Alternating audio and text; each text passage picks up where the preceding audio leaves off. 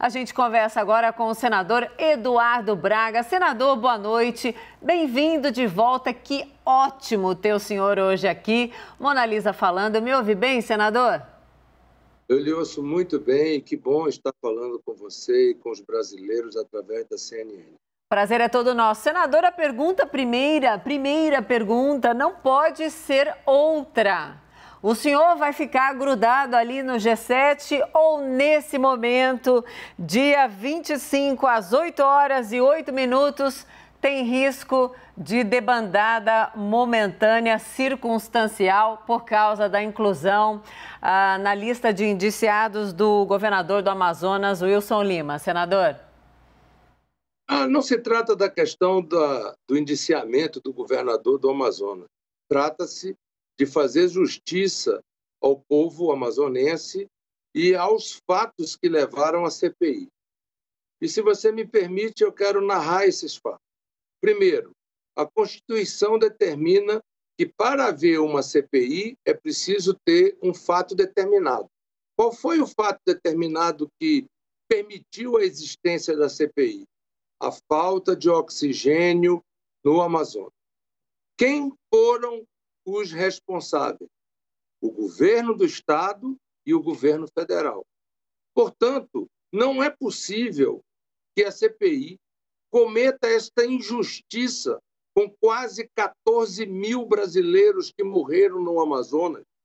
Entre eles, centenas morreram asfixiados a seco por falta de oxigênio. Enquanto isso, o Estado tinha quase 500 milhões de reais depositado no Fundo Estadual de Saúde, sabia há 6 meses que ia faltar oxigênio, isso está provado na CPI, e não fez nada, absolutamente nada, para salvar essas vidas. Portanto, não se trata de uma questão de indiciamento por indiciamento. Se trata de fazer justiça e se trata de não ter 2 pesos e 2 medidas. Ora, como é que eu vou fazer um indiciamento do governo federal, do ministro da Saúde, do presidente da República, e não vou fazer o indiciamento do secretário de Saúde e do governador do Estado? É claro que algo está errado nesta posição. Sim, então eu tenho que repetir a pergunta, porque o senhor respondeu parte dela, a sua argumentação é perfeita quando a gente olha para o mote da CPI, da criação da CPI, de tudo o que aconteceu. Mas se não tiver essa investigação, como o senhor acha que tem que ter por uma questão de justiça, o senhor não estará no grupo dos 7 ou o senhor estará no grupo dos 7, independentemente do que a maioria decidir? Eu já formalizei a apresentação do meu adendo ao voto do relator. Eu ainda há pouco ouvi o repórter falando sobre o rito da votação. Esse rito da votação precisa ser, obviamente, aprovado pelo plenário, vai ter que ser submetido ao plenário, e eu espero que nós tenhamos a oportunidade de destacar aquilo que eu discordo, que é o indiciamento. Se eu puder destacar aquilo que eu pretendo fazer de forma justa, respondendo ao povo que me colocou no Senado, eu sou senador da República, mas eu represento os amazonenses. E o meu povo se sente injustiçado em não fazer justiça àqueles que, lamentavelmente, cometeram crime contra a saúde pública, permitindo que milhares de brasileiros amazonenses fossem à morte por falta de atendimento de saúde no meu estado.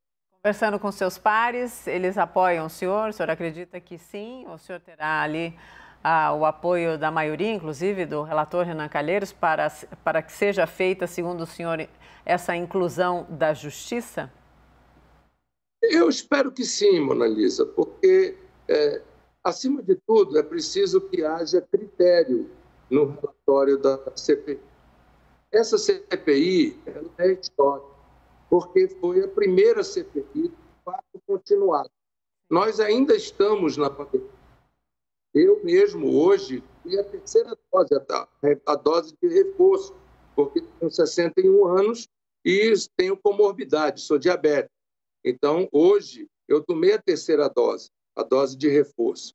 Agora, nós só conseguimos avançar na vacinação graças à CPI. Quando a CPI começou, nós estávamos erráticos no cronograma, na vontade política, etc. Esse é o maior de todos os legados da CPI. Eu, sinceramente, espero que uma CPI histórica como essa não encerre cometendo uma injustiça como esta ao povo amazonense. Senador, claro que o nosso time todo participa da entrevista. Caio Junqueira chega na conversa também, Caio? Senador, boa noite. Senador, há algum risco do relatório do Renan não ser aprovado ou não? São favas contadas ali, que o relatório dele será aprovado. A questão é saber em que termos. Olha, eu sou daqueles que acham que só acaba quando termina. Mas acho que as chances são muito grandes do relatório ser aprovado. É óbvio, e aí eu volto à questão do Amazonas, que o que aconteceu no Amazonas é parte central da Comissão Parlamentar de Inquérito, né? Como eu disse, a decisão do ministro Barroso aponta nessa direção. O requerimento apoiado pelos senadores, os 31 senadores aliás, 32 senadores que apostaram a assinatura no requerimento, aponta nessa direção. Portanto, eu espero com sinceridade que nós possamos ter justiça para com os amazonenses e tenhamos um relatório consubstanciadamente aprovado na Comissão Parlamentar de Inquérito. Renata Agostini chega... Um detalhe. Desculpe, diga, senador. Desculpe. Só um detalhe, Mona Lisa. Alguns dizem assim, mas o governador já é réu no STJ, que, aliás, foi por unanimidade, mas na denúncia da compra de respiradores numa loja de vinho. Sim. Não foi sobre o caso do oxigênio. E, basicamente, o meu adendo é exatamente pelo crime cometido na questão do oxigênio. E não resta dúvida de que houve crime de prevaricação, houve crime sobre endemia com morte, houve crime contra a humanidade. O sofrimento que aconteceu no Amazonas naqueles dias representa, no meu imaginário, o subsolo do inferno. E os responsáveis não podem ficar impunes. Sem dúvida, aquelas imagens, elas são inesquecíveis pelo horror delas, né? Pelo sofrimento daquelas pessoas. Quem viu aquelas imagens jamais esquecerá. E um dos capítulos mais terríveis da pandemia do nosso país, infelizmente, será esse, o que aconteceu ali no Amazonas. Senador, por favor, continue aqui com a gente. Nosso time, como eu disse, todo participa. A Renata chega também, minha querida. Como vai, senador? Boa noite. O senhor falava agora aí desses ajustes de última hora, até botou um suspense, né, para a gente ficar esperando a sessão de amanhã, né, de que essa votação final a gente tem que ver como acontece. Mas o fato é que esse grupo majoritário, que ficou chamado de G7, conseguiu andar unido até o fim. O senhor falava de legado. Eu queria ouvi-lo sobre um aspecto. Se o senhor e o grupo pudessem voltar atrás, lá no início, qual frente o senhor acha que a CPI deveria ter dedicado mais tempo? Qual desses tantos meandros aí que a CPI acabou desnudando não deu para explorar tanto e o senhor entende que deveria? Vacinação e protocolo. Acho que esses dois pontos são básicos e centrais. Nós dedicamos um capítulo muito importante da CPI à vacinação. No entanto, eu creio que faltou explicar o que aconteceu com mais profundidade em relação aos atrasos com a Fiocruz, aos atrasos que aconteceram com o Butantan, por que se atrasou tanto com a Pfizer, a compra pequena que nós fizemos via o consórcio promovido pelas Nações Unidas, por que nós optamos pela menor participação. Cada vez fica mais claro que esta sem dúvida nenhuma, é a principal ação para salvar vidas. Olhe que interessante. O Brasil tem 2,5% da população mundial, mas o Brasil representa 25% do número de mortos no mundo. Algo de errado tem nisso. E isto tem a ver com vacina, isso tem a ver com o ritmo com que a população foi contaminada e com o estrangulamento da rede de saúde brasileira. Não foi só a rede pública que estrangulou, foi a rede privada brasileira que estrangulou. Houve um estrangulamento total, absoluto da rede pública brasileira, né? Há também questões que nós nos dedicamos, mas poderíamos ter nos dedicado mais ainda, com relação à questão do protocolo, né? O Conitec, desde o primeiro momento, eu levantei a questão da importância do Conitec para a definição de um protocolo oficial que disseminaria, de uma vez por todas, as dúvidas com relação às vacinas, aos medicamentos e ao protocolo a ser cumprido com eficácia científica para salvar vidas. Porque, veja, a questão da apuração dos fatos e de todos os malfeitos, ou de todo o negacionismo, etc., isso, o tempo se encarregará de fazê-lo. Agora, as medidas para salvar vidas, o enfrentamento para que as medidas fossem tomadas imediatamente para salvar vidas, o tempo não recupera. Lamentavelmente, mais de 600 mil vidas foram perdidas no Brasil e no meu estado, lamentavelmente, quase 14 mil vidas foram perdidas e muitas delas poderiam ter sido evitadas. Sem dúvida. Leandro Rezende, chega também, Leandro, por favor. Obrigado, Mona. Senador, obrigado por estar conversando com a gente também. Queria voltar num outro ponto que o senador Renan Calheiros já topou tirar do relatório dele, mas que foi uma questão que mobilizou muito na semana passada, que era a imputação ali de crime de genocídio da população indígena ao presidente Jair Bolsonaro. Queria te perguntar, senador, se o senhor concorda com a retirada desse tipo penal, né, do relatório do genocídio da população indígena, como é que o senhor vê que a CPI tratou dessa questão, senador? Bem, o meu estado, o estado do Amazonas, é o estado que tem a maior população indígena e a maior diversidade de etnias indígenas. Se teve algum acerto no Plano Nacional de Imunização, no PNI, foi exatamente o plano de vacinação dos povos indígenas. Veja, os povos indígenas alcançaram um índice de vacinação acima de 70% já em julho e agosto do ano passado. Portanto, não houve crime de genocídio contra índio. Não houve. E eu posso lhe assegurar, se houve alguma virtude no PNI, quando eu digo PNI, foi o PNI inicial, né? Foi exatamente com relação aos povos indígenas, que foram vacinados a tempo e a hora, e não houve, portanto... Tanto é que, no Amazonas, o grande impacto de mortalidade, a letalidade da doença, ela foi 5 vezes maior na capital do que no interior. E só isso já responde a sua pergunta. Portanto, foi correta a retirada do termo genocida. Isso não há dúvida. Chamar também a Thaís Arbex, que participa da entrevista. Thaís, sempre bem-vinda, boa noite. Vamos lá, participa do papo também. Obrigada, Mona Lisa. Obrigada, senador. Eu abro aqui uma discussão sobre a economia, senador.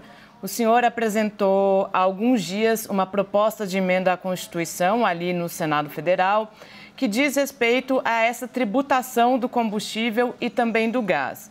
Hoje, a gente está de novo com essa discussão de aumento de preço... da energia elétrica. Exatamente. Esqueci a energia elétrica, senador.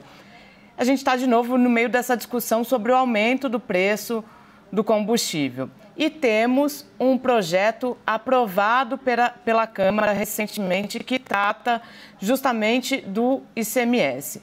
Quero saber como que está essa discussão, em que pé ela está, se o senhor acredita que a sua proposta de emenda à Constituição é mais viável do que o projeto aprovado recentemente pela Câmara.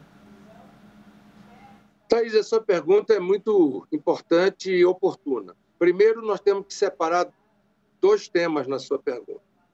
Uma é como estão calculando os preços dos derivados de petróleo.